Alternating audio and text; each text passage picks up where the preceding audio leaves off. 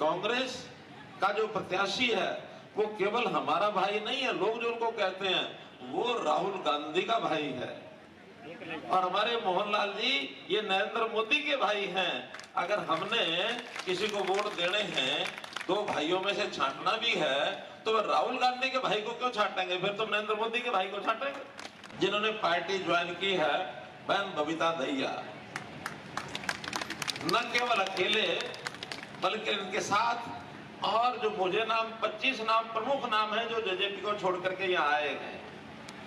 अब इन लोगों ने अपने नेता को कहा, वो एक अलग बात है कि उन्होंने समर्थन दिया था, लेकिन शायद उस समय ये समर्थन के हक में थे कि नहीं थे, लेकिन ये जरूर कहा कि भाई आपने अगर समर्थन देना था तो आपके माध्यम से क्यों नहीं जाएंगे, हम सीधे ही बीजेपी में क्यों नहीं चले जाएंगे।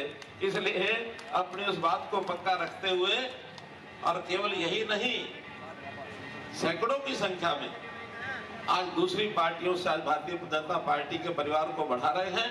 मैं इनका सबका भी स्वागत करता हूं और विश्वास दिलाता हूं कि जो मान सम्मान हमारे यहाँ पूरे पुराने कार्यकर्ताओं का है, वही मान सम्मान पार्टी में आज आने वालों का भी रहेगा।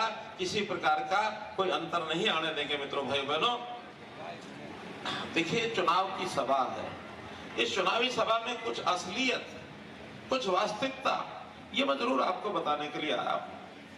हमारे मोहनलाल जी प्रत्याशी, सबके बहुपरिचित, खूब इलाके में काम करने वाले, पुराने निष्ठावान, इनके मुकाबले में कांग्रेस ने भी एक कैंडिडेट को खड़ा किया है और कांग्रेस का कैंडिडेट जगह जगह जाके कह रहा है कि भाई मैं भी तो आपका भाई हूं, और सामने वाले कहते हैं कि भाई तो मोहनलाल भी है, दोनों भाई हैं, लेकिन अंतर बड़ा जरूर एक सामने आपको ध्यान कराता हूं।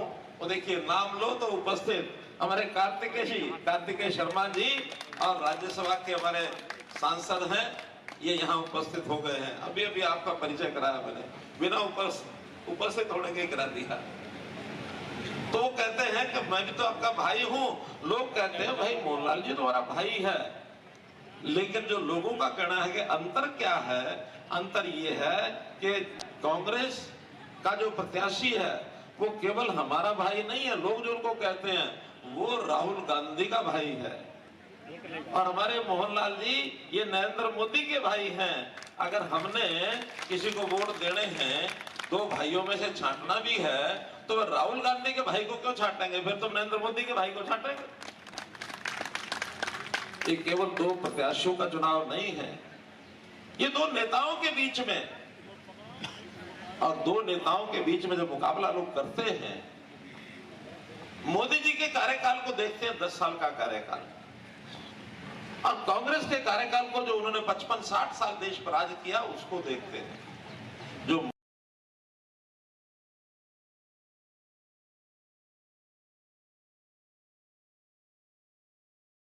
मोदी जी ने 10 साल में काम किए, मैं कह सकता हूं कि वो कांग्रेस के 55 साल में होने तो दूर की बात, उन्होंने जो समस्याएं पैदा की थी, मोदी जी ने वो कांटे चुने हैं सारे,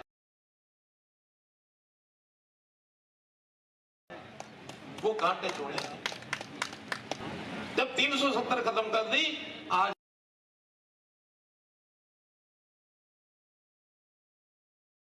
कश्मीर भी भारत का ऐसा ही अंग बन गया, जैसा हरियाणा है, जैसा उत्तर प्रदेश है, जैसा बिहार है, जैसा केरल है, जैसा गुजरात है, सब प्रदेशों के बराबर जम्मू कश्मीर भी बन गया है।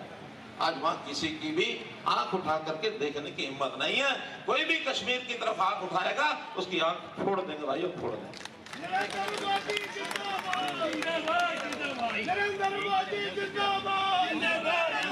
कांग्रेस के रहते हुए इस देश के कब टुकड़े हो जाएं, टुकड़े टुकड़े गैंग उनके जो है वो सक्रिय हो गए थे। देश के बीचों बीच एक गलियारा, बिहार से लेकर के और केरल तक नक्सलवाद का गलियारा ये खड़ा हो गया था। नक्सली सक्रिय हो गए कि देश को हिस्से दो, बांट देंगे।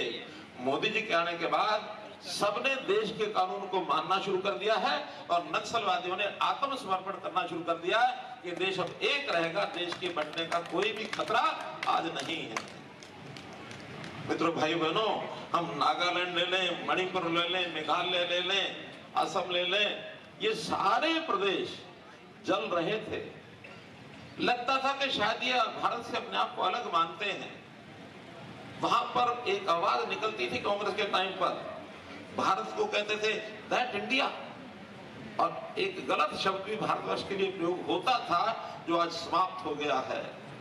आज वही लोग वो कहते हैं वी आर इंडियंस, हम भारतीय हैं। ये देशभक्ति की भावना मोदी जी ने 50, 60, 70 चक्कर शायद लगाए होंगे, उन लोगों को अपने देश के साथ जुड़ने का एक मौका दिया है।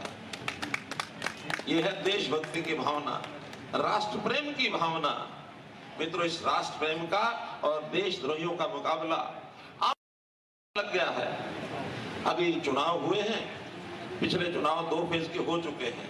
हमारे मीडिया के मित्र वहां जाकर के और हर एक मतदाता से पूछते हैं आप वोट कहां डाल के आए हैं। जब वो पूछ रहे थे, साथ में कांग्रेस का भी एक कार्यकर्ता खड़ा था। कांग्रेस का कार्यकर्ता उस मीडिया वाले को कहता कि आप सीधे सीधे नहीं पूछ सकते, ये आचार संहिता का उल्लंघन है, आपको क्यों बताएगा, नहीं बताएगा। वोटर कहता है मैं बताऊंगा लेकिन आचार संहिता का उल्लंघन नहीं करूंगा, इसलिए मुझे अपने ढंग से बताना है। कांग्रेस वाला भी कहने लगा चल कोई बात नहीं, बता दे। मीडिया ने कहा चल बता दे। वो वोटर कहता है मैं देशभक्ति को, राष्ट्रभक्ति को वोट दे के आया हूं। कांग्रेस का व्यक्ति कहता है देखिए आचार संहिता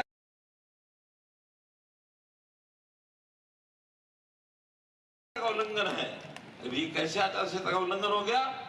ये देशभक्ति राष्ट्रपति कह रहा है, इसका मतलब तो ये सीधा सीधा कह रहा है कि मैं नरेंद्र मोदी को वोट दे के आया हूं।